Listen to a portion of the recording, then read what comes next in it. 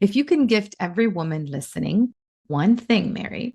So think, Oprah, you get a car, you get a car, you get a car, but it doesn't have to be tangible. So it could be intangible or tangible. What would it be? I would say the gift of acceptance, doing that exercise and seeing the world. If I could give any woman is the gift of acceptance of everything in their life, because that's the start of changes. It's the start of changes for yourself.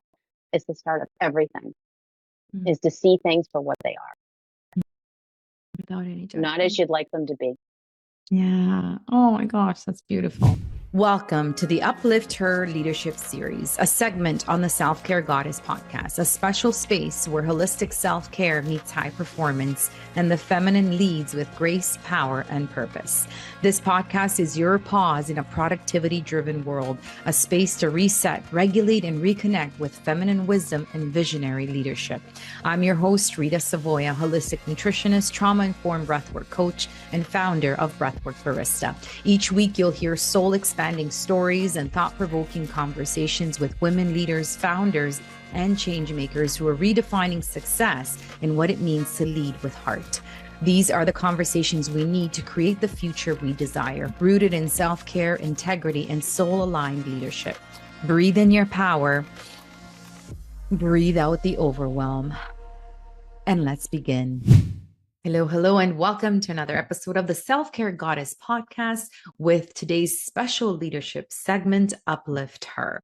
So before we start, as you know, on the podcast, let's walk the talk and let's give ourselves a few moments of peace, connecting with our inner self by perhaps lowering the gaze. And if you feel comfortable and are able to, you could even close your eyes to really just give yourself these few minutes tuning out what it is that you've done, what it is that you need to do next. So tuning out the outer world and really going more within. How do we do that? We just follow the breaths flowing in and out of your body. Perhaps deepening these breaths. So making them a little deeper by using the diaphragm. So allowing the belly to expand on the inhales and contract on the exhales. Perhaps breathing a little slower than usual. Maybe counting 4 counts in and 4 counts out. And then trying to make these breaths a little lighter than usual as well. And just noticing if there are any parts of your body that you might be feeling some tension, some discomfort. I invite you to channel the exhales into those areas, allowing those areas to perhaps soften or relax.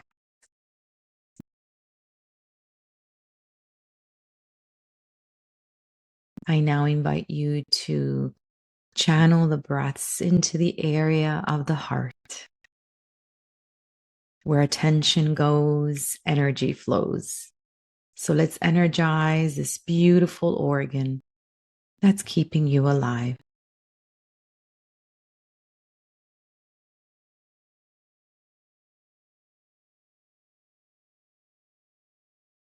And now I invite you to visualize someone that you're grateful for today.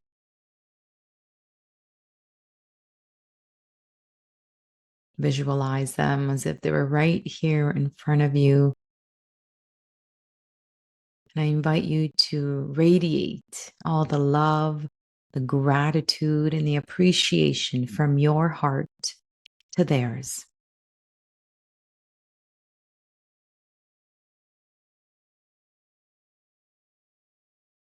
And from this space of immense gratitude for this person, I invite you to send yourself the same love, gratitude, and appreciation for being here. Taking these few moments to check in. Press pause and reconnect with your inner peace.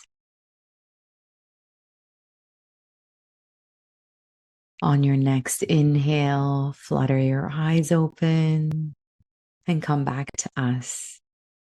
Thank you. Thank you for participating in that quick coherence technique by the Heart Math Institute. So, welcome to another episode of the Uplift Her, a special leadership segment of the Self Care Goddess podcast, where high performing women share their wisdom, lessons, and stories to inspire the next generation of leaders. Today's guest is someone who knows how to turn clicks into connections and customer experiences into unforgettable journeys. Meet Mary Brodie, digital experience strategist and founder of Gearmark, a consultancy that's been elevating customers and employees' experiences for over 2 decades. Whether it's a website, app, content strategy, or team collaboration, Mary helps companies connect the dots between human experience and business results.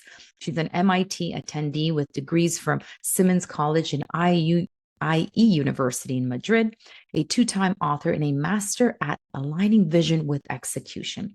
Her upcoming book, Acceptance, The Key to Being a Good Listener, is already sparking conversations. But wait, there's more. Mary started her spiritual path as a devout Catholic and now practices Buddhism. She's a proud vegan, which we'll get a story in just a moment, with a serious soft spot for cake and frosting. We see you, guilty pleasure. Her theme song, High Hopes by Frank Sinatra, because when you got a vision like Mary, there's no limit to how high you can aim. Get ready for a conversation that's as insightful and as inspiring as Mary's life. So let's dive right in. How are you today, Mary? I'm so excited to have you on today.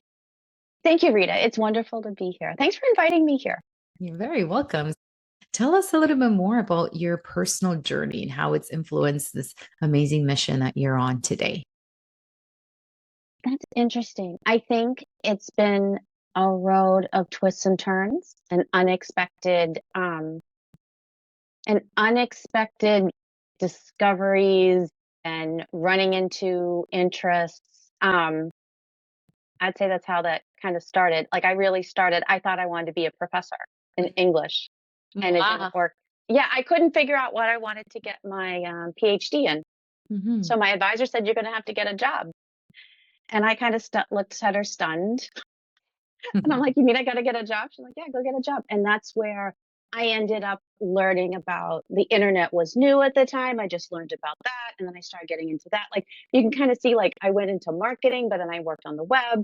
And it just kind of like, even throughout my career, different layoffs got me to move in different directions. Mm-hmm. And just kind of, because sometimes you don't have choice, like necessarily the choices, right? So you go with it and you end up where you are with, and I would say the guiding principle through it is where can I most be myself and do and contribute where I believe I contribute best. Amazing. So much to unpack in just those few sentences you just said there. So how do you know though? How do you know where you can most be yourself? And maybe a step back is how do you know you're being yourself? How do you find out? Because for me, it took me a while to feel comfortable in my skin. And I feel like the older we get, the wiser we get, the more comfortable we are with certain positions in life in terms of how we want to live our lives. And, I see my parents, Mary, and some of the stuff that comes out of their mouths is like, oh my God, I can't believe you just said that. But they're like, yeah, that's me. I'm not going to change. And I'm like, oh, I can't wait to get to that. I think the best advice I got on this was my uncle when I was young. I'm like, I don't know what I want to do. I don't know anything. Right? Really, that's what kept coming up. And my uncle said to me, at least know what you don't want to do.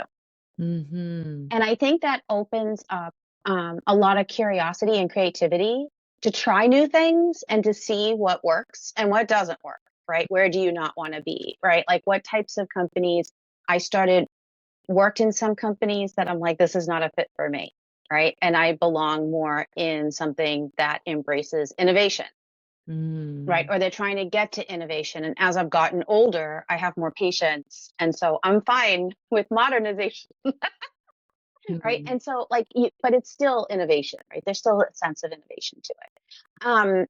So where do you feel most comfortable? Where do you thrive? And I think a lot of it is experimental because you don't really know. Because we're told so many messages when we're growing up about who you are and what you should be. And you just don't know. I love that. It's so true. It's experimenting. Is it experimenting, or was it the path always sort of what we were supposed to be on? Because you said that sometimes you didn't have the choice, but did you? Maybe you did, or that was a clear choice that you wanted to take because you were maybe perhaps listening to an inner guidance, inner voice. So, but I love the curiosity. I love that. How if there's a woman listening right now and this is really resonating with her, how can we inspire her to follow that and to be more curious? Because obviously it's easier to just stay the status quo. Yeah. Right. Yeah. Yep. I think if you get a desire to try something new, always think about how you can get maybe the exit plan out of it. Like nothing's like a life commitment, really. There's only a few life commitments, right? Like having a child, that is a life commitment. Um, and otherwise, most other things that you do in your life, you can back out of. And I actually grew up with that too. My uncle was a very strong, and he told me that too. Like you could, if you don't like it, get out of it. Yeah, exactly. Yeah. You don't have to stay there forever. Like or realize that there's a time box to it. So like, um, like if someone gets into it, let's say, a job or a career that come to find out they don't like, right? You can always leave. You can use those skills somewhere else. You can always like reimagine, what do I really want to do? And look at that job as that's my rent, that's my mortgage, and I'm going to start working on transitioning out and use this for what it is. And it might be a certain type of experience. It's a leap. It's a board to something else. Yes. So cool. And do you find that a lot more women are finding this easier to do? Maybe not, it wasn't the case a few years ago or a decade ago. What are you seeing? What in your experience? I think now women are seeing, there's a lot that I think is going on. All right, so let me take a step back from what I'm observing. I think women are seeing that there's not just one role that they need to do, right? And I know I grew up with certain roles that you need to do, and I had to shatter all those expectations and go through the grieving of this isn't going to happen for me. And also, is that so bad? Maybe that's not for me. Maybe I don't even, and come to find out, I didn't even want it anyway. Because if I wanted it, I would have made it happen. Ah. So if you look at it that way, right, I think that's a different point of view. And then I think with careers, I think women are thinking bigger in general and starting to see more opportunity and options that are available to them, that aren't that out of reach, and that it is possible to balance more things and not feel so constrained. And I know there's also a socioeconomic factor in this as well. But I think there is more of a desire for women to see, I have a vision and and how do I take steps to get to that vision? And I think women are doing a phenomenal job at that. And I think the stats prove it, of how many women are getting degrees, advanced degrees. They might get to a ceiling at work, so they start their own business or just start it on their own. Once they figure out what they want to do, there's nothing stopping them. Yeah, I like that if you really wanted it, you would have made it happen. That's awesome. I'm just trying to think of the times I had to pivot or it didn't work. I'm like, yeah, interesting. I'm going to have to do a little bit of self-reflection on that, Mary. Thank you. That's why I love having these conversations. They're selfishly helping me too, as well. Yes, I do agree with you. There is definitely such a monumental shift in terms of even what society expects of us. It's slowly starting to shift for sure, but it's big ones. It's real big ones. So I'm very, very excited in terms of what's next for the younger leaders coming up for sure. So tell us a little bit about some of your challenging moments and how you overcame these. There's one in particular that became a theme. And I think it's something that sometimes women take very personally, and it's not. And it gets to job loss. Either you are laid off, right? There's a layoff, funds dry up in a company, right? Again, layoff or let go, right? And I think society has gotten a bit better, I think, since actually COVID, and because a lot of different things were happening at that time, and people saw a lot of this is out of their control. And I think what's at one point, if you were laid off, layoffs started becoming synonymous with fired, and that's not the case. You're not laid off usually. Like, yeah, there might be a performance issue, but 9 times out of 10, you're laid off because there's no money, or the role's been gone away, or they're downsizing, whatever's happening. There's something very much out of your control. People are having conversations about you when you're not in the room. You can't even defend yourself. Yeah, so true. And they're making these decisions for you. And so then you're like, okay, now I got to go find a job. And let's say the economy's challenged, right? What do I do? How do I get some work? And you can't take it personally, even though it feels very personal about why you're not hired or considered for a position, why you might be ghosted. And I think, like, especially right now, it's taking longer and longer for people to get hired. Like, you can see this coming up on LinkedIn. Like, I have been unemployed for, like, let's say a year or 2 years. And, it's easy to take it internally and to say it's you. It's not you. Right. And I think that's something that when women are going through, I know I've gone through it. Right. And one thing I'll say is I've been through this 4 times. Even with having my own business, there have been times that I can't find clients for the life of me. Right. And I have to remind myself it's not me. Right. There's other factors going on. There might be other things happening. I have to look at the bigger picture. Right. And don't take it so personally. And I notice that things work a lot better when I don't. It's not about me. It's about something else. It's about the economy. It's about a business might not want to hire you for a particular reason, or there's something you're bringing that they don't want. You might think they want innovation and creative ideas. They might not want that. Right, right.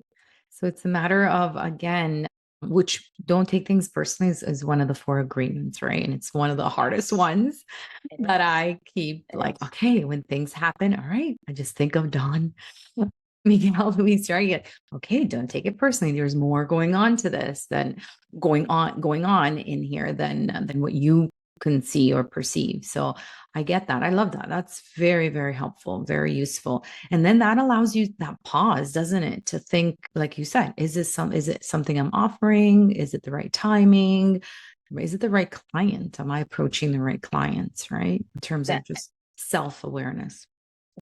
And that's what it brings up. Like, there are things you can do, but I think also to cut yourself a break, right? And it kind of gets into the self-compassion. Like, there are bigger things, right? You're one part of such a larger whole in the world. There could be all sorts of reasons why things are happening the way they are. And as long as you take breaks and maybe rethink, reconsider, but don't beat yourself up.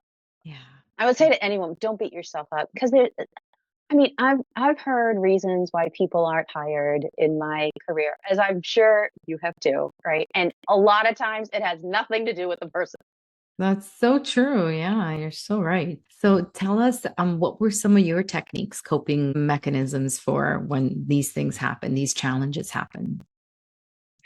I'd say now these days they're a lot more constructive, right? Because I think it's very easy to get into the depression, right? And if you don't have the right support structure, some might say, oh, well, just take the vacation break and just move forward. And that's very easy to do if you don't feel the pinch of, I got to pay rent or mortgage, right?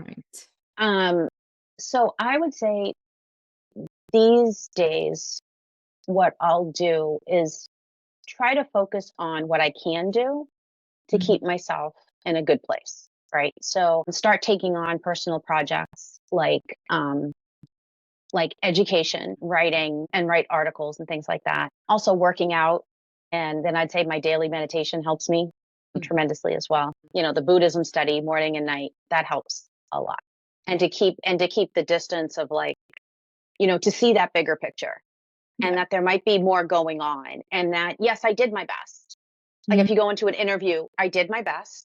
And also remember in some of these interview situations, like I think you just mentioned, right? Do you really want to work there? Yeah. That was one case that I'm like, really want to work there. Yeah. And it's that energy you're giving off, right? They pick that up, or the universe picks that up, right? And then there it is. So really asking yourself, are you just going through the motions, or you really want this? I like that. Yeah. I like that. And yeah, I'm actually a little curious in terms of what was the pivotal moment where you went from Catholicism to Buddhism? When was that? I know we're shifting gears here, but no, that's fine. That's fine. I my love of Catholicism started waning when I started noticing the role of money in the church. And yeah, because I grew up in the Boston area, so there was the whole pedophilia thing that came out. But this happened before then, of watching the role of money. And it really bothered me to watch the multiple collections. And I would hope that they were giving that money to people who would need it, but started realizing some of these are going to the church itself. Like, what's happening? And so I started meeting with a priest regularly, and he got me like a 2-inch book on Catholic. Would read it every week and meet with him every week. And at one point, I asked so many questions and had so many doubts. He's like, let's not. So I ended up on this journey of pursuing like different types of, I would say, like self new age. I don't know how else to put it, right, but more different spiritualities, right? And explored a bunch of different ways of looking at things. And the Buddhism started when I discovered that I was codependent. And also at work, there were some things going on, like in my research about empathy versus compassion, because I do a lot of work. I was doing a lot of work at the time of like, how you can be more empathetic to customers. And I'm like, is it empathy or is it compassion? Right? So these things are happening all at the same time, right? This codependency plus that is happening at the same time. And so I come across of like, well, maybe I should learn more about compassion. And then I also start realizing with the codependency, right? Go read more about self-compassion, right? So this is all coming up at the same time. And I took a class at the Compassion Institute, and then they also have they have a 2-week, and then they also have a 6-week. So I took both. So I took a class at the Compassion Institute. I started with the 2-week class, then I went to another 6 to 8 week class and continued to learn more about compassion. I started realizing that in our Western traditions, we don't necessarily learn about compassion the same way that they do in Buddhism. So I really wanted to immerse myself into it. And through Wisdom Publications, they highlighted a class. It's called Tara's Triple Excellence, and it's through Choki Nyingma Rinpoche. And I have been studying that now for, a few years now. And because I wanted to learn, where they made the compassion, right? In Buddhism, it really is. That is where compassion really comes from, if you ask me. And because they really get into it in the depth and what it means to be compassionate and to love others and to remove judgment, which you don't realize how hard that is. Yeah, totally. And so hard. What is the difference between empathy and compassion? I would say empathy is the feeling of I can connect with your pain, and compassion brings it to that one step extra. I want to stop your pain. So you stay in empathy for a very short time with compassion. Like you feel it, like, oh my goodness, like that's terrible. But then it's like, let's go do something about it. Like I want to help you somehow feel better. Because if you stay in the empathy side too long, it can be quite damaging, actually, emotionally. That's where people get worn out. you get burned out, and it's hard to continue on. I would suspect it's why we can see, when we see tragedies on TV, it's hard for us to connect because we know we will end up getting into it. And if there's no action you can take, I think this is why actions like, let's say, for example, Katrina, right? When Hurricane Katrina happened, and people could see it, feel the emotion, and then give money to help or do something to help. If you can't do that extra action, you're just holding it in, and it's not okay. So if you have a way to take action, it helps, because it helps everyone, right? It helps you because you feel like you can help, and it helps the other person, like just in the actual physical sense, right? It actually helps them. But sometimes with empathy, I think there was a book, but the guy's last name is Bloom. Can't remember his first name, and I should, because his book is against empathy, and it's a book that the whole case is why empathy is not a great thing. And one of the things he talks about is that if, let's say, a neighbor or something is having a horrible day, and you start feeling empathy for them, you're going to start spiraling into this loop of depression, right? And you'll never get out of it. And this is why compassion is better, right? Because compassion is one person saying, let me help you, right? But you do need a spark of sympathy or empathy or something, so you can connect with that other person and realize you need help, right? And I think one of the challenges too that you start to feel with both empathy and compassion is that sometimes the best thing you can do to help people is to do nothing and to accept that, right? So now we get to with addiction. You need to be there to support someone when they decide to get help, but you can't make them get help. There's nothing you can do, right? So if someone's in a hard place, like there's certain hard places, frankly, there's nothing you can do. Because they need to have or want the change for themselves, not for you or for others. And so I'm curious, in terms of Catholicism, what do they teach in terms of empathy and compassion? The compassion there, at least this was my interpretation, right? That yes, you have compassion for others, but the training in compassion doesn't go to the extent where, I would say in Buddhism, that's what you study, right? Which gets really intense of more, what are your motivations, right? They talk about motivations all the time. They can study it always. And I think with Catholicism, we don't talk much about motivation. And at least I never did. I never really thought about it. Like, what's my motivation to maybe go help someone? Because sometimes we help others, and who are we helping?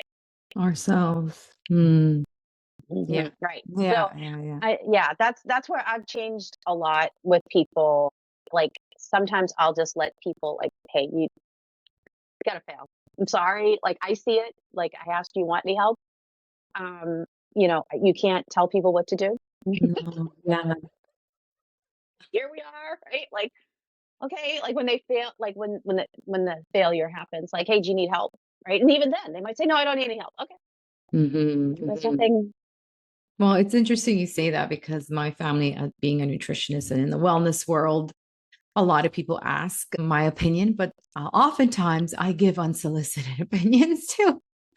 And they're just like, leave me alone. But I'm like, but you said you wanted to be healthy and you wanted to change and you wanted to feel better and stop all, the pain and everything. So I'm giving you this advice because you had asked for it, but they're not ready for the change. So that for me is huge. But Mary, to be honest though, and I'm always honest, but in terms of my breath work experience, I stopped like forcing or, kind of being like, yes, you have to come, you have to try this. And because I know if they're not ready, it is not going to be a good experience. So I kind of recognize that even though I know it would be so beneficial for them to do this experience and in what they're going through in their journey, but I stopped kind of pushing. I even offered for free just to kind of incentivize them, and they still don't take me up on it. So I kind of stopped doing that as well. Tell me a little bit more about your the non-judgment. How does that work? Okay. How can we get better at that? Because obviously judgment, or maybe I don't know, maybe I'm wrong, but I feel like it's a survival mechanism. Like innately built in us so that we can distinguish between, the friend and the foe, and just like, Yep. yeah, like in terms of danger, right? To keep us safe. But then, of course, we don't really need to be as safe as we used to be. So psychologically, we haven't really evolved as much, right? But yeah, tell me a little bit more. What do you think? Yeah, like one of the things I've kind of noticed is like with competition, like the idea of competition gives judgment, like who is better than who, right? And who's to say, right? And then it Mm-hmm. kind of gets to what's the criteria. And I think with um, all the Buddhism study, right? And again, you're always learning because you realize, oh my, like I have a lot to learn. I've got a lot of work. And I think that's why you So, need to have humor about it. Cause it's like, oh my, like, this is what makes me human. so true. And then different stages of your life, you have these different things that are going on. So it's kind of a never ending, not kind of, it's a never ending journey, right? In terms of figuring out and finding yourself and what works and what doesn't. Yeah. It it it is. It truly is. And I think that's the one with judgment because Mm. it kind of gets to the whole thing of in a lot of ways it is and I'm trying to use my words carefully because it's not like someone's view or perspective is based on their experience. And you can't necessarily say if their experience is right or wrong, right? And I know this gets into interesting views where that's why I'm watching my words, right? Of like there are some things that are not good for humanity as a whole and human rights. So I'm just going to like say that, right? And that's why we have our UN human rights 30 points. um, but some in their experience don't see that. Now, we can't change them. We can try to educate, but if they don't want it, they're not going to take it. Right. So, how we can love them from afar. This kind of gets into that whole like, I don't necessarily judge, but I'm like, our views aren't compatible Mm-mm. because I like human rights and I kind of practice it. I try to practice those. So if our values aren't compatible, that's how I kind of look at it now. Not like you're bad, but our values aren't compatible. So I'm gonna you stay there, and I'm gonna stay here, and I'm gonna love you. So if you need anything, let me know. I'm here, Yeah. and you're there. Yes. Yes. And when you're ready, I'll be here. Right, right, and Mm. because you can't force people to accept ideas they're not ready to accept. Like you Mhm. said with breath work, right? Like until you're ready to do this and to let go and to be in that moment and experience what um the different ways that you do breathing. Because I loved your session. That's why I wanted to also say, like, if anyone can, like, please go to read the session on breathwork. Um, but you have to be open and ready to follow and to follow the lead and to be ready to make noises you might not be ready to hear Mm. when you breathe, like to when you exhale, to make a noise, right? And people aren't ready for that sometimes. Like Mm-mm. we're told not to do that. Yes. Yes. So where are yeah. Yeah, that's so true. But how do we do this if you're a parent? Like you just talked about addiction, and that I actually know a couple of stories where the parents had a child and they literally had to kick her out of the house. Like, imagine how heartbreaking that is. But they Yeah. knew that they were funding the behavior and the addiction, and this was the only way that she would be overcome it. And luckily, because I'm sure there are a lot of not so good endings, but she did come around and now she's got like a thriving business and a job and a family and so forth. But how do we do that as parents? I mean, that must be so hard to just know that they're going to fail or know that they're failing, and that because we don't want to force any of this stuff on them if they're not ready. And of course, as a parent, you feel like you do have that, I guess, authority over your child, especially at a certain age. What advice would you give a mother that's listening right now? Yeah, that's hard. It's heartbreaking. It's hard to go through. It's hard to experience. It's hard to watch someone destroy themselves willingly and take that Mm-hmm. decision because there is you you can't addiction is not something someone can necessarily control, but they're making a choice to stay versus get help, right? And there's a lot involved in this, and it's very complicated. I don't claim to know a lot, right? Like, I have been through certain things in my life of being around people who have substance abuse issues. And I think all you can do is tell them, I'm here when you're ready to choose the healthy life, or if you need help, like if you're in a very dire situation, I am here to help you. And to show resources, to bring resources to them when you're ready for this. There are resources, right? And sometimes, you have to go to a center for help, I think. And sometimes you have to be made to go there for your own safety.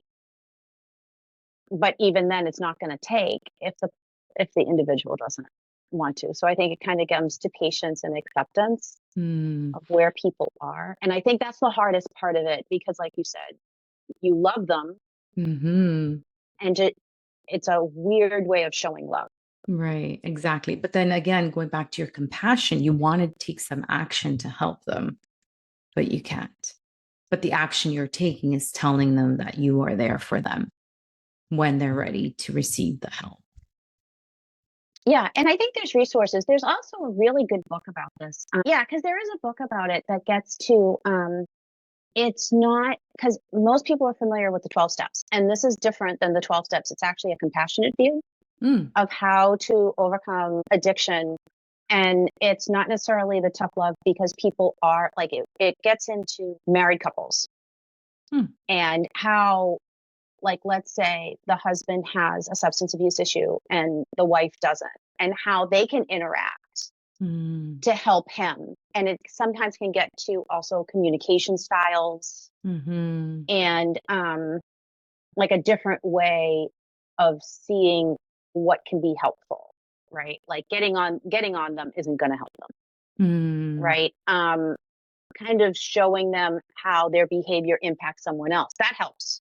Right? Like you came to this event intoxicated, and it was an important work event for me. You impacted my job. Right. Yeah. And now they have to live with that. Like they impacted their spouse's job. Right. And it's about, and that kind of gets to the clear communication. So that's where things get very to the brink. Right. And there's not like, we can't accommodate because of this behavior. Like you're stealing from us, let's say, or use other destructive behaviors, right? And that's why I suggest read the book. I'm not a psychologist. I don't want to say that. But it's so good. Gets into that. Yeah, no, that's so good. And I love how we weaved in compassion in there. I love it. Is there anything that's that you're studying now in Buddhism that's really like and eye-opening for you? That's a great question. Right now, I'm redoing one of the studies that gets into the Tonglen practice of like you take in people's ick and you push out love. And I think that is, as you go deeper, like at first you do the first round and you're like, got it, right? And then you go to the next round. I'm on round 3 with this, right? Because I was like, I think I need a little more. And as you go deeper, you do realize your own personal struggles of taking in, and what does it really mean, and how does it mean to show up for other people? Because I think I saw one of the questions. That's really like, how can I be in a really tense, terse situation and show up for someone in a compassionate way and really hear them, instead of hearing like, again, I'll joke with a friend of like, I'll become the judgy Buddhist, like, oh dear, here we go again, right? And with this hand gesture as well. Exactly. Doing the, here we go. But to really listen to what they're saying and not go there and take the detour and actually go, what do you really need to hear right now? What you're telling me. I had this experience with someone like a couple of weeks ago, actually, where it's like, it's when you get to a level of defensiveness where it's almost impossible to really hear them, because you're like, and if you're taken off guard, and that's what this was. I got defensive really taken off guard. I was not prepared for what I was hearing. Mm-hmm. And how to hear that person. And if I had to go back and do it again, I know I would handle it differently and try to really, I think I did okay, but try to really hear them and where they're kind of going, especially when they're attacking. Oh, wow. That is huge. How do you do that? Like, is it the active listening? Is it I'm definitely going to go to my deep breaths before I say something and reply or react. But if I felt like a personal attack, I wanted to actually ask you, is it ego? Is that why you feel defensive? Because the ego comes in. Yeah. Yeah. And that's where I also had to realize something of like, I don't have to answer every question asked. Mm-hmm. If something I feel is getting into a mudslinging area, just don't respond. Right? Like, what am I doing? Like, why am I participating? Like, I'm not going to participate in that.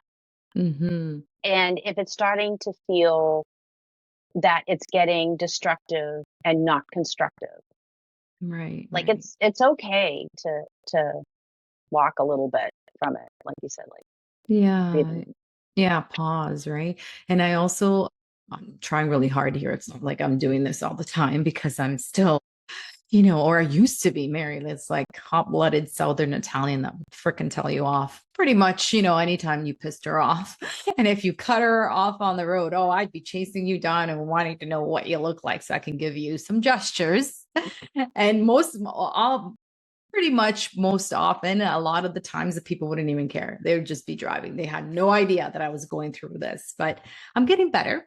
And for me, it's also, actually, there's two techniques. So one, I just kind of like, okay, there's no malicious intent here. I mean, because I really do believe in the overall, everyone is really good. And it just, the experiences that they've had growing up or that particular moment, but really, do they really want to hurt me with their words? And so that really helps me back off from reacting like I used to. And then the other one is, I started using this recently, is visualizing them as like a little girl or a little boy.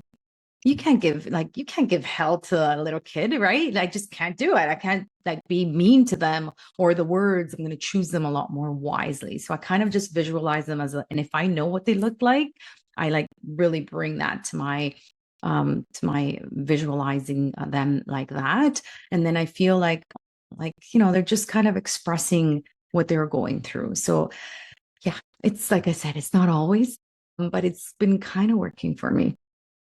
I like both of those because you're right. Sometimes people don't realize even how they're communicating, and they even after it's over, if you ask them, they might say, "Oh, that went fine." Yeah, exactly. And and you're right that sometimes they mean well, and this is the only way they know how to communicate. And you're right, like, and usually it is like their children. Like that, this is where this was formed. It was in childhood. Exactly. That's the way to communicate and verbalize what it is that you're doing. And so becoming a good listener has been, is this what your book is about? Yeah. Because I think listening, it has levels, it has layers. We can all work on our listening in general. What I've kind of learned through the experience of listening is a lot of times it's not about listening, it's about acceptance and accepting what someone says to you. Yeah. And without judgment, right? It's just, yeah. Yeah. There goes that word again. Yeah. It's so funny. I've been in so many like client situations even. Well, I'll say the same thing, like 6 ways to Sunday. And someone will just look back like I didn't say it. And come to find out, like I'd reflect on it. They just they didn't want to hear that message from me. They didn't want to hear that message. They didn't like what was being said, right? So there's all these reasons. And those reasons aren't mine to find out. Like that's why you go to therapy. Exactly. And even then the therapist will tell you the same thing. Like that's not up to you to know. So how do you handle that? And sometimes if someone's not ready to accept your message, that's where I'll just sometimes, okay, they're not ready. And I'm going to go find another way to do this in professional environments. I've even gone so far to tell a trusted colleague who's a man to go tell men who don't want to hear a certain message from me as a woman, to tell him to tell them. And they get so angry with that. But I'm like, they're not listening. You've seen they don't want to listen. So maybe they'll listen to you. They don't want to. Obviously, it's not me that they want to listen to. And it works. Like sometimes that's maybe it's a different messenger. Maybe it's a different medium. Maybe they don't want to hear it when you tell them. Maybe you email it a day later and everybody's cool. Yeah. Yeah, no, I believe it. I totally believe in it. Yes. And the more distracted we are, that we're getting so good at it, the harder it is, in my opinion, to really develop this skill of listening. And yeah, we have 2 ears, one mouth. We should be listening way more than speaking. So, what are some tips you can give us in terms of how to really refine this beautiful skill that we have? Do you feel like women are better at it? I think it can go either way. It can go either way. I think a lot of it comes to how open someone is to accept life as it comes to them. Mm. And I would say a great exercise to kind of do. Did this in Buddhism training in a few of the days, is that you look around your house and you look at the things on your wall, and instead of looking at them like, well, that's this thing that I got on this trip, and this so and so gave me this thing, and so gave me that thing, right? And all the stories we construct about our lives, and just look at the things to say, this is this. It's this inanimate object. It's just the object. And doing that a couple of times, you start to realize how many stories you put on everything in your life. And then you take a step back and you're like, wow, like it's just a picture. Mm. It's a picture. And then, like, looking at it, it's like kind of dusty and it's got some cobwebs. Maybe I should dust it. And there's another story. Exactly. So just quieting your mind and just accepting things as they are, as opposed to making, I like that. Yes, because then that'll translate very well when somebody's having a conversation with you and they're telling you stuff and you're just kind of just focusing on what they are saying. Another thing that I do, Mary, when somebody comes to me, I actually ask them and like, okay, do you want me to just listen? Do you want me to give you my advice? Do you want me to give you a story, or like, do you want me to help you resolve the problem? Like, what it is that you want me to do? What is it that you want me to do ahead of the conversation? So I know what I'm doing, because it'll be sort of a different processing as I'm listening to them tell me their story. So if they just want me to listen. So I've gotten used to saying that to any, like, really professional, personal, my friends, my partner. So yeah, I think that's helpful too, because then we can prepare better. I think it's great you do that. I do that sometimes as well. Like, what are you like kind of wanting? Because I think 9 times out of 10, people just want an ear. Yes. Yes. They don't want any help. Like, even Mm-hmm. though they might think, like they don't know. Yeah, it's so true. And then a lot of us go into problem solving mode. And I'm just like, whoa, whoa, whoa. Or I used to hate that when I was in corporate. From my experience, well, I didn't ask for your freaking experience. I just didn't ask for it. And when I used to work in Dubai, well, back in the UK, I'm like, well, we're not in the UK. So, just like, listen to me here, right? Yes. So I've had quite a few experiences. Let's go back to that masculine, feminine sort of scenario that you brought up previously, because we had a quick chat during our pre-call, and it's something that I had no idea I was going to kind of be this constant theme in these conversations. But do you feel that in your industry, or even those times that you went like from different jobs as well, like you had to work more from your masculine energy versus feminine? That's kind of a question. And then, yeah, where do you see it now? I think that's an interesting question because when I look at the world of different traits, what I've kind of done is how do I feel comfortable interacting with other people? Mm. And how will I help them feel heard and that they're contributing and we're collaborating? And what does that mean? I know there was a recruiter who gave me interesting feedback and explained a lot about my career. And she told me, you get a lot done by leading through influence. And she goes, a lot of senior leaders struggle when they see your resume because it's not like you're higher than other people. So that's why they're doing it, right? You don't do the hierarchy game. You're doing this through you're managing up, down, sideways on all these different projects. And she's like, that can be a little scary. And I know I try not to do the, any type of you have to do it. Sometimes I want to say that. Again, this is where you got to practice every day, right? There's some days I'm like, oh, it'd be so much easier if I'd say, just do it. Yeah, just do it. Yeah. But that's not how people are going to come along with you, right? Because you got to get the whole team to come along with you on the journey. And if they're not and sometimes what I think one of the biggest lessons I got was working at HP, right? And that's why actually my time there was so meaningful. And sometimes people go, HP can be so messed up. And yeah, it can. But what was interesting about it was that because of the culture and the way it was highly consensus driven. So if someone didn't like something about a project you were working on, they might just not work on it. And what I would try to do is find out why, because they were holding up the process. And anytime, what I started realizing is that anytime someone didn't want to move on with something, there was a great reason why. So at first people would say, oh, they're just not on board. It's like, no, let's go listen to them and let's suss this out.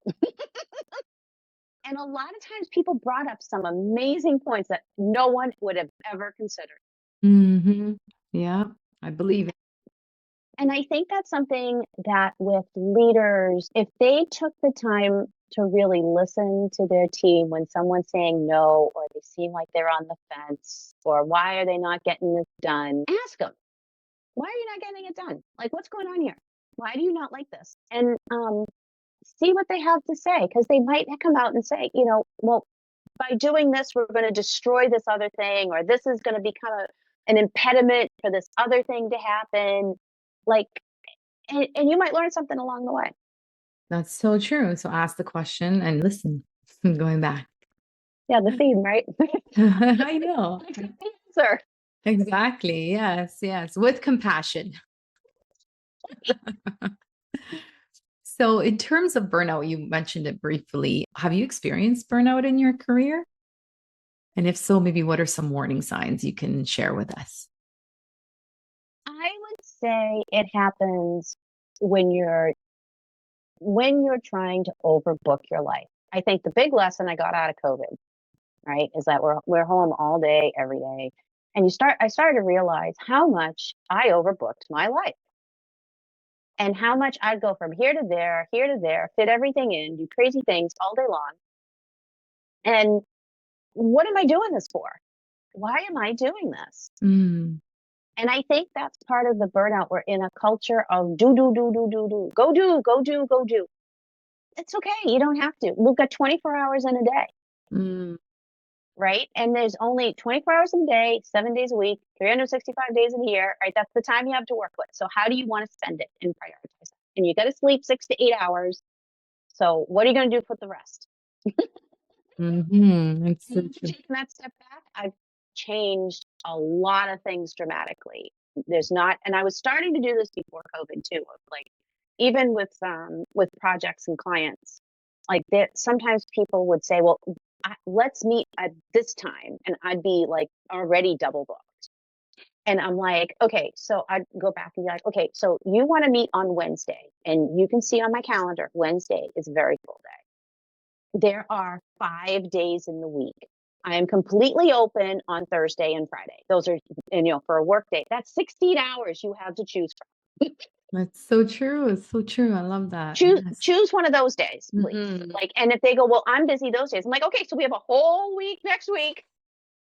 Do we need to meet today? I'm like, if we have to meet, let me know. We can find a way to make it work, right? And then we get to, how do you prioritize? How do you rethink what you have for a paradigm and what you have to work with, and how do you want to run your life? Mhm.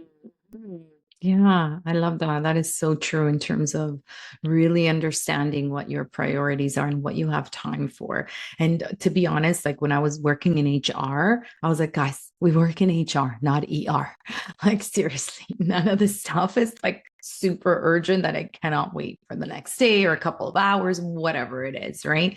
So it's, yes, it's putting those brakes on and really identifying what is urgent. Have you heard of the Eisenhower matrix?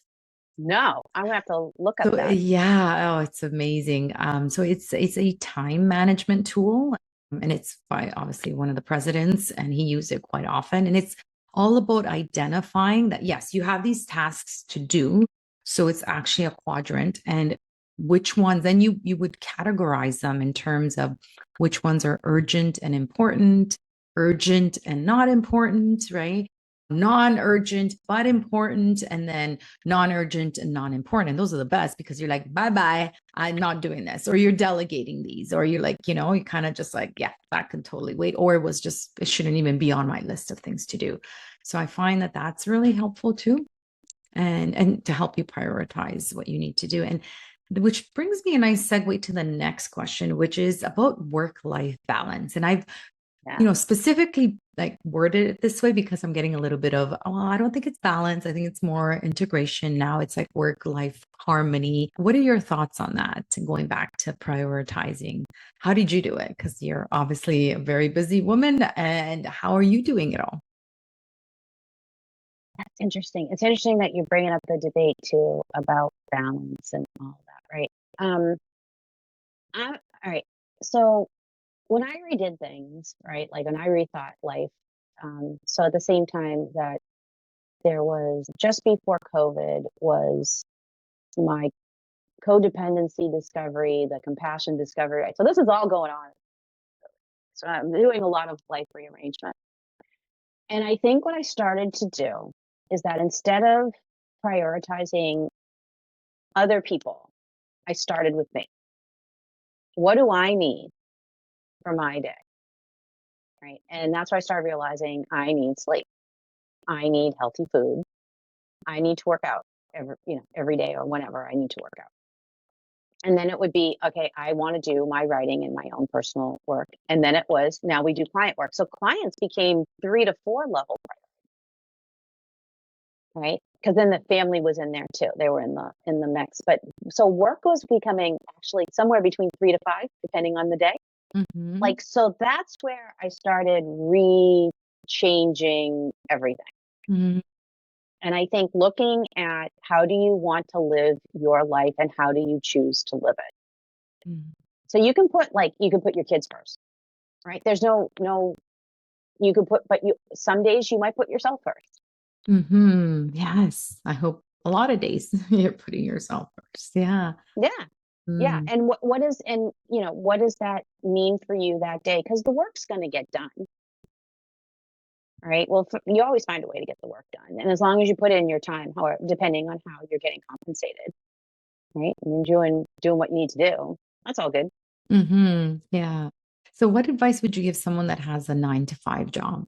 I know they're not a lot of people anymore because there's a Hmm. lot of hybrid work, but someone who's saying, okay, Mary, I get what you're saying, but you have your own business, so you can make your own hours. So you can prioritize and sort of fit that schedule a little easier, probably, than somebody who has to be in the office, no hybrid work for them. What would you recommend that they do in terms of this prioritizing advice you've just shared with us? Well, I too am a 9 to 5, right? Because my clients are working 9 to 5. So I need to be there, right? Or available to them. Um, I might decide to have an appointment, um, in the middle of the day, but then I have to figure out how I'm going to make the hours up or what to do with them otherwise, right? If they do need me, how's that going to work? So I think it's still quite present for me every day. It kind of comes to how the choices of how early do I want to wake up? How early do I want to go to bed, or how late I want to go to bed? What does that mean? What are my responsibilities? What do I need to do? What do I need to make sure is okay that's happening in my life? And I think it gets to you owning your life more than it's happening to you. So what are your choices and how are you owning those? And there's a certain amount that you have no control over, right? Like if your child is sick, you have no control over that, right? If your boss wants you to do something for a meeting, right? You have very little control over that. But what can you control that day? You know, and it might be what you can control is if, let's say, a manager or someone, I've had this with clients where they'll say, "Oh, we need you at this particular meeting and I need to eat," right? I like to eat and I need to eat, right? So they might say, "Hey, we need you at a meeting at this particular time." And I will tell them directly, I need to eat. So I need to fit that in. I might be a little late because I'm going to get some food. So I'm not a grump when you're meeting. Yeah. And does that work for you? And 9 times out of 10, no one's going to say, "No, you can't need to eat," or "I need to go to the bathroom before we do this because this will be a very unpleasant situation." Like, how do you? And I think this kind of gets to a lot of like honesty and being more honest, not just with others, but also with yourself. Like, I need this to get through my day and exist. I actually told a client, they said, "We need to meet you." When I traveled last week, "We need to meet you." And I'm like, I have to eat dinner. So when I'm done with dinner, I'll come. More than happy to do that. But I'm going to eat dinner first and take care of me. Yeah. Yeah. That's amazing. And you're right. It's that level of knowing what it is that you need. So understanding that and then having like, excuse me, but the balls to say, "No, I'm going to worry about me first and then come to you," which I love that because they'll respect that too. And if they don't, like, I'm not sure if that's the type of person you want to be working with, but like you said, 9 out of 10, they'll be reasonable and be like, "Yeah, of course. Yeah, just eat or bring it into the meeting," or whatever it is. But yes, being authentic.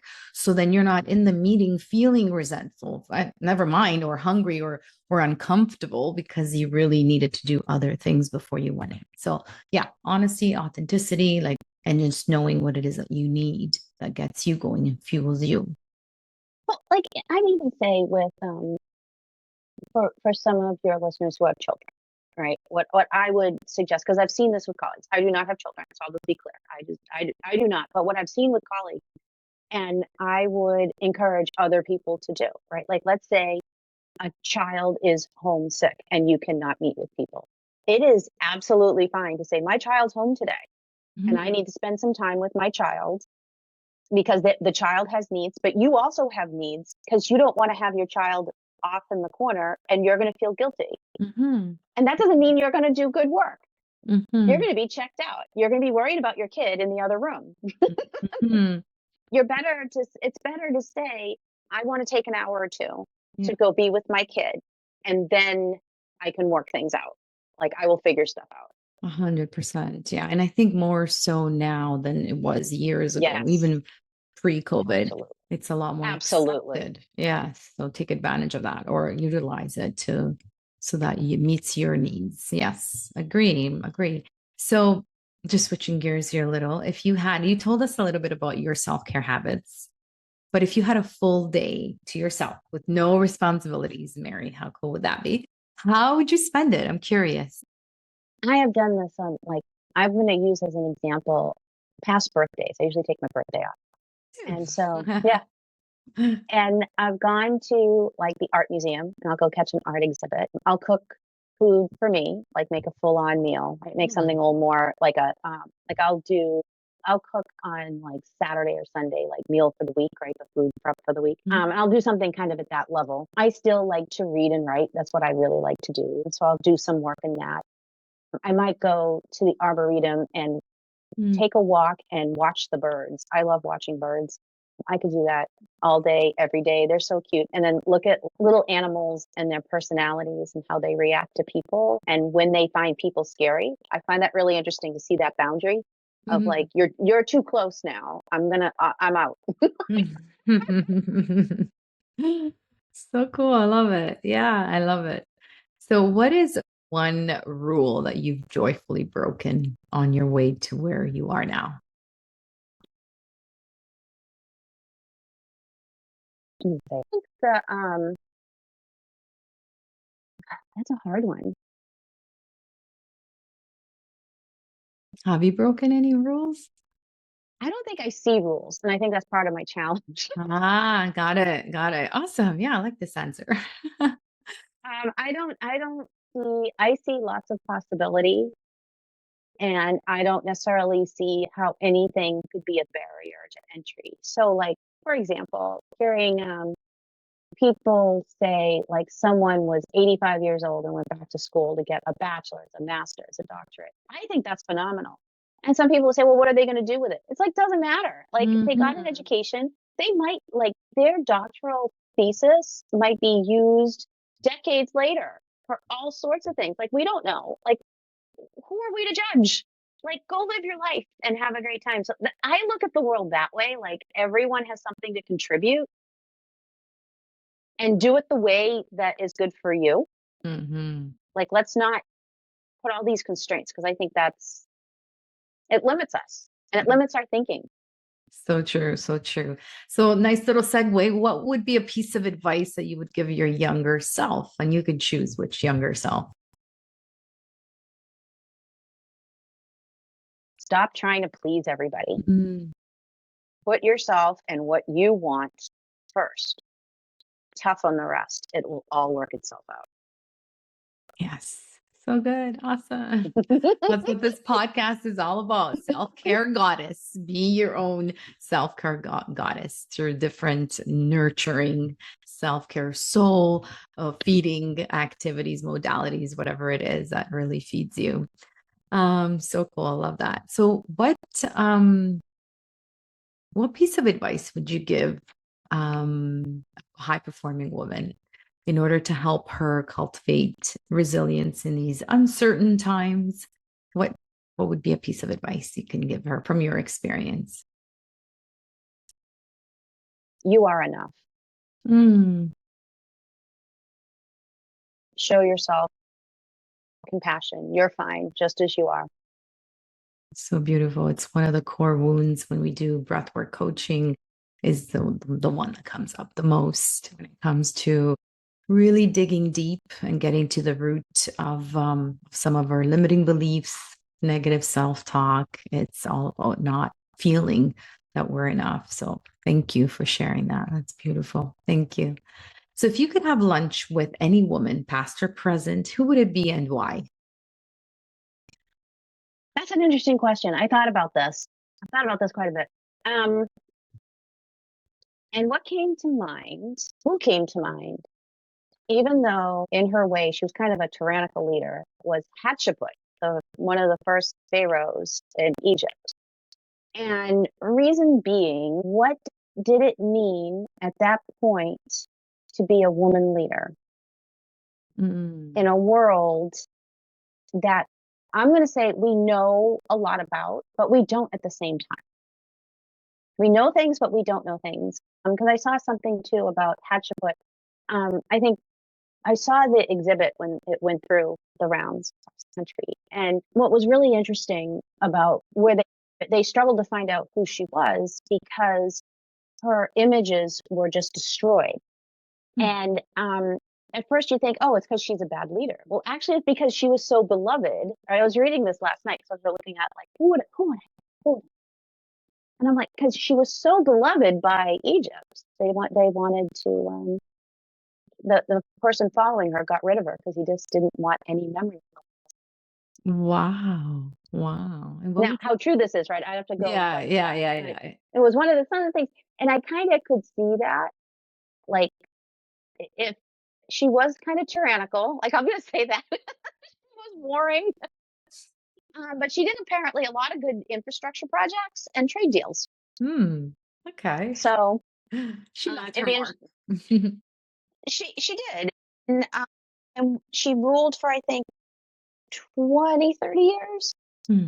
So what would that have meant and looked like at that time when, from our perspective, women didn't really do that? And it would be interesting to hear if women did, and we've forgotten that women were Mm. ruling quite frequently at that point. Like, that's what I'd be really curious to know.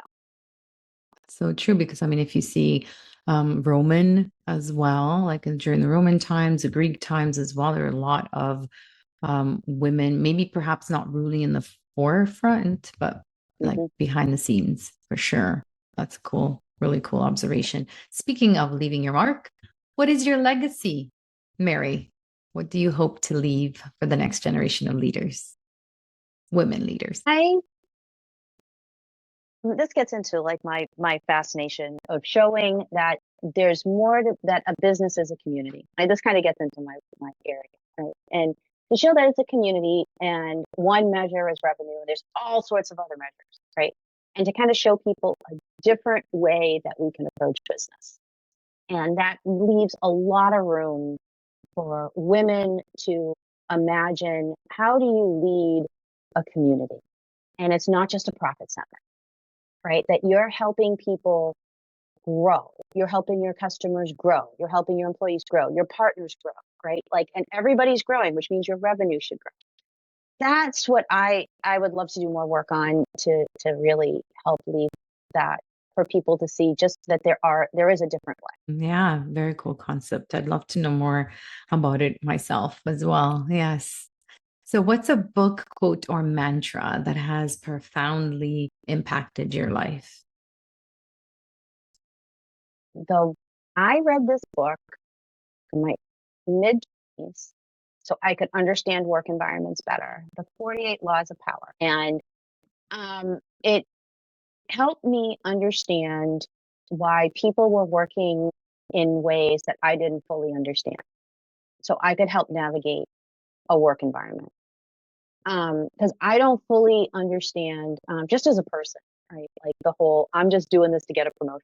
I'm just doing this. Like, I actually go in to help people, help customers, and help the team. And I care about how the team feels and how everybody's doing. I actually, like, that's where I kind of reside. And so when I see people acting in ways that's counter to that, I get massively confused. And that's why I got the book, because I just didn't understand what the heck was going on. And so I got a crash course, and a lot of things, like, I started looking at it in the world. I'm like, that makes sense. Like, now I understand. I started reading for a while, different things about, like, Chinese war strategy and things like that, because he uses a lot of examples in that book. And I started really understanding better how, if you have a different motivation, right, how you might be driven, and the decisions you might make, and what does that mean, and what are you trying to get out of this? We all, I think, like to think we all think the same way, and no, we do not. Yeah, it's interesting how it goes back to motivations. Yeah, Yeah. we talk about that in Buddhism all the time, all Oh, the time. What's your motivation? I think every daily practice, it's like, what's your motivation? What's your motivation? It's like, yeah, well, yeah, sorry, Mary, is that the same as intention? yeah, Okay. yeah, it's all the Yeah. same. Yeah, yeah. Yeah. What are you looking for out of this? Like, is Hmm. it, not everyone, we're not all the same. We might sometimes think we're the same, Hmm. and you're not Yeah, the same. and it makes, when you do something with intention or motivation behind it, it just makes it so much more meaningful, purposeful. Absolutely. Absolutely. Right. Yeah. Because I'm just thinking, when we do the breath work, we set the intention. It's part of well, it is the reason why I'm doing what I'm doing, is because of that powerful exercise during the breathwork experience. So yeah, it's interesting. And one thing that when I was living in Dubai, what I realized and often talked about with other expats is there's a lot of us that are here that are moving away from something or moving towards something. So our motivations were totally different.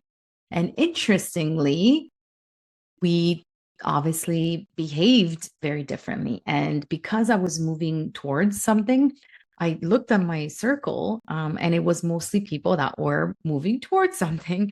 versus, and it's so, I know we shouldn't be judging, but I didn't really get along with those people that were kind of, you can tell there was like some past they were kind of running away from. And yeah, I just didn't really vibe with them. So yeah, going back to motivation, very, very interesting. Yeah. And it kind of makes sense. You wouldn't have values shared in common with them. Yes. Yes. Going back to values. Yes. Yes. Mm-hmm. That's a good tip we can give our listeners and viewers, is that if you're questioning, wait, what are my motivations? Like going back to figuring out what your values are can drive those motivations. You're like nodding. Yes. Yeah. Absolutely. Well, look at us coming up with some really good stuff here. I do want to ask you this before we get into rapid fire, because I actually just finished an ebook. Yay. And it's 111 affirmations with a cheeky twist. So there's humor, just because it's dedicated to my sister. She's just amazing. And a few years ago, it would actually piss me off that she'd be laughing at stuff when it's like really serious stuff that we're talking about. And she would just be laughing it off and just using humor. And it kind of pissed me off. And then now I'm kind of like, okay, I'm appreciating it more. And it's actually, that's why I created these affirmations. So affirmations, of course, are very serious, very powerful. I love them. They got me through a really, really tough period in my life. But I ended it with a cheeky twist, so that, or happy or funny twist, so that you remember it more. How has humor played a role in your life, and when? Since when? Almost every day. Almost every day.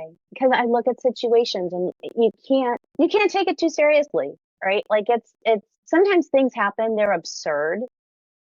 Or again, they're out of your control. So like you can laugh at how all these factors are playing into what's happening to you. And you can't do anything about it.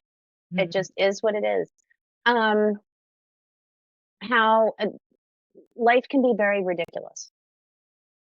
And I think I keep that in mind. And then there might be also, like, if I always try to see the ridiculousness in a situation of how ridiculous things can be.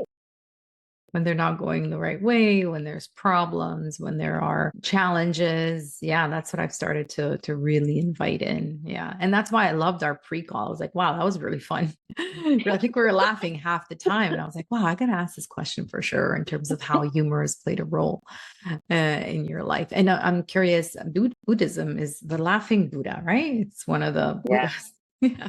You're told often, don't take things too seriously. Like you can't. Like there's a great story they have with like because there's a strong belief in past lives. And so one of the Buddhas was laughing at a man trying to eat a fish while holding a baby and kicking a dog. And it was like the fish was like the mother, the baby was like their adversary at some point. The dog was another family member. Like, and you look at that whole situation, it's like, oh my goodness, that's so ridiculous, right? And that's where you can kind of start seeing the humor of, like, you look at situations like, I can't control this. It just is. There's all sorts of nonsense happening all around me. Here I am. It's that story. What is it with the farmer where his horse ran away and they go like, oh, it just is what it is, right? I started taking life, it just is. And I just so much lighter because everything's funny, actually. It's so true. Yeah. Most things are funny, I would say. Yes. I'm still not there with the everything. Some things I want to cry and I just gotta be like, why is this happening? But yeah, you're so right. Like, just laughter it's a beautiful modality. It's a beautiful healing modality. And I do this little, I play this little game on an elevator. Like, I'll just smile and just wait to see if they would smile back. And it's amazing how many people do. And even though you can tell they're forcing the smile because they don't really want to smile. So I just feel like laughter, smiling, like we just need so much more of it. And you give off like such good energy that is so needed in this world. And so if I can contribute even just a little bit every day with my laughing and smiling, I think it's great. And I just feel like there isn't enough of it. There are some accounts I'm following, like on Instagram and Facebook as well, like positive vibes and positive things that are happening. Because of course, everyone's so addicted to the negative news.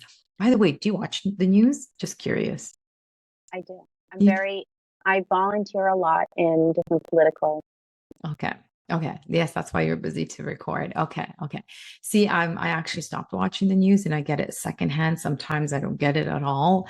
And it's helped me quite a bit because I was one that was like, "Oh, we got to do something about it. Like, how can we just be like this and not have anything, not be able to do anything?" So I just feel like now that I'm not as at the forefront of what's happening, it's not as stressful for me. So it works for me.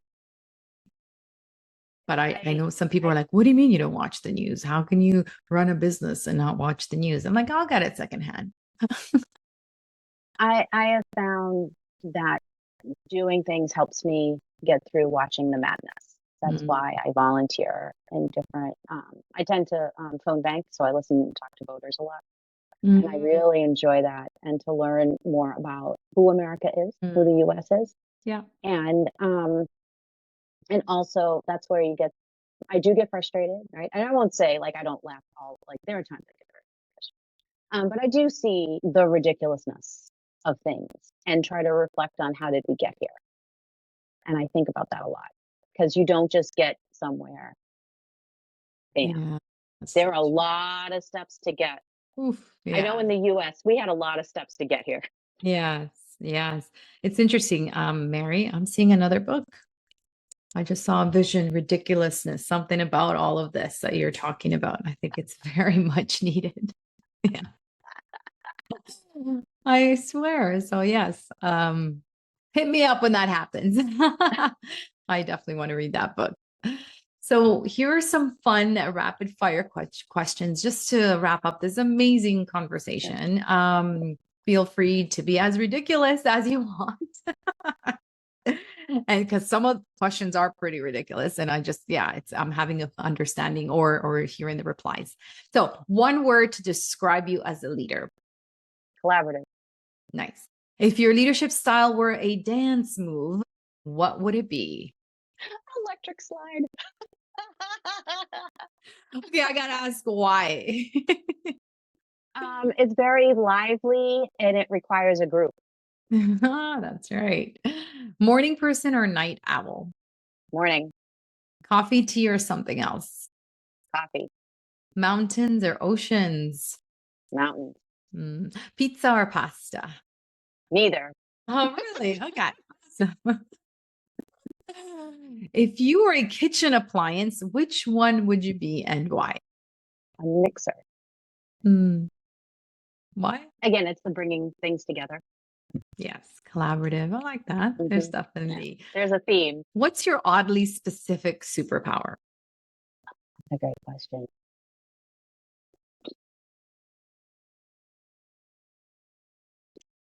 I have a knack for finding pretty good restaurants. Hmm, nice. Yeah.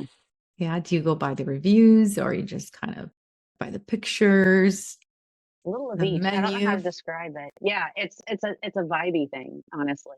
Like it's kind of interesting. Like it's rare if I pick up for a really like awful place. Yeah, I just had Yeah. a really bad experience picking a horrible place. And Yeah. when I was in Mexico, so I was like, oh yeah, what are some tips you can you can give me? But I just went because my friend was DJing at the party, and I was like, okay, let's go. Like I just totally trusted her, but the food was just, yeah, it was not a good not a good pick.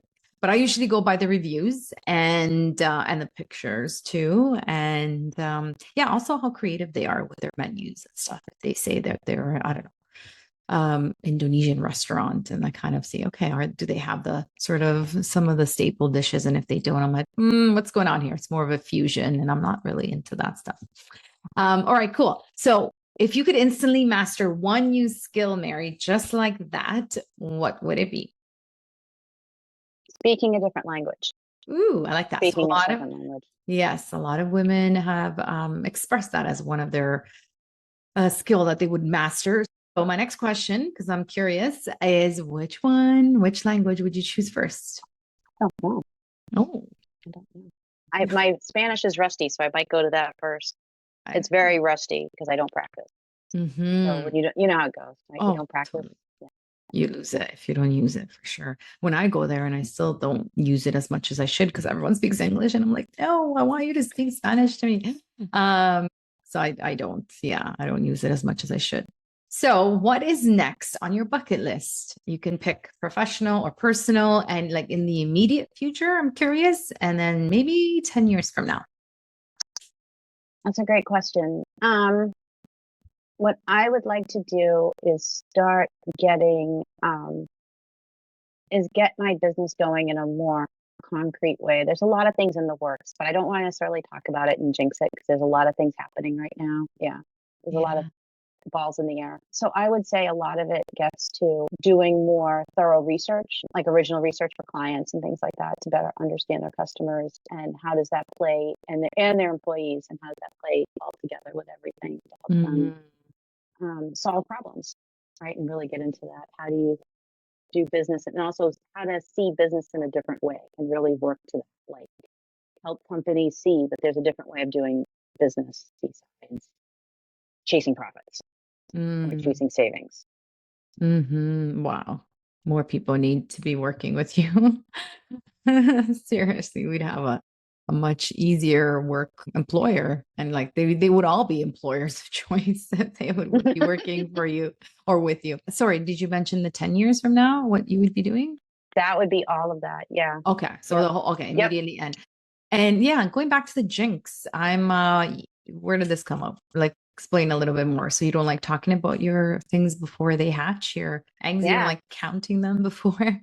Have you been burned? Is that why?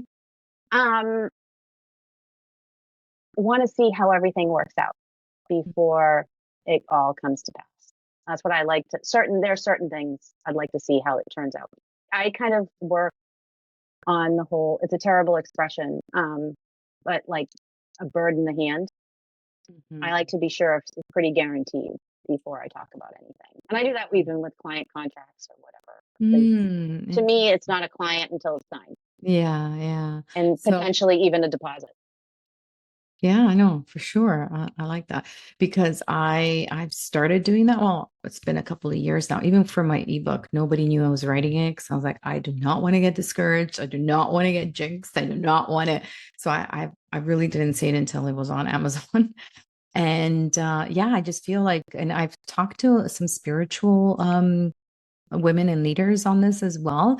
And it could be, yes, some negative energy, some envy, some jealousy it's not even intended, but they sort of, throw it your way and you're just like, okay, then it affects your motivation too. And another thing too, I was reading this study where if you keep telling people about it, your brain, it's almost like these dopamine hits and your brain recognizes it as already done. And then there's that procrastination and there's no willpower dwindles as well. So I stopped doing that. I learned the hard way, but it's working well so far. So as a closing question, if you can gift every woman listening one thing, Mary, so think, Oprah, you get a car, you get a car, you get a car. But it doesn't have to be tangible. So it could be intangible or tangible. What would it be? I would say the gift of acceptance, doing that exercise and seeing the world. If I could give any woman, is the gift of acceptance of everything in their life, because that's the start of changes. It's the start of changes for yourself. It's the start of everything, is to see things for what they are. Without any judgment. Not as you'd like them to be. Yeah. Oh my gosh, that's beautiful. Thank you.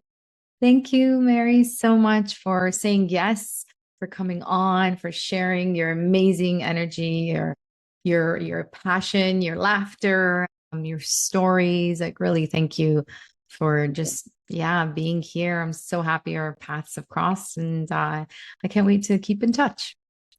Thank you. Thank you, Rita. This has been lovely. Thank you.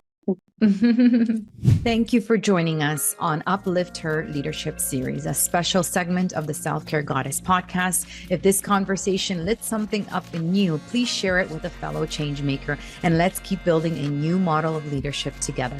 Follow me on ritasavoya.com and stay connected for more conversations that blend well-being, wisdom, and bold feminine leadership. Until next time, breathe mindfully, live intentionally, thrive gracefully, and remember, self-care is your superpower. Ciao for now.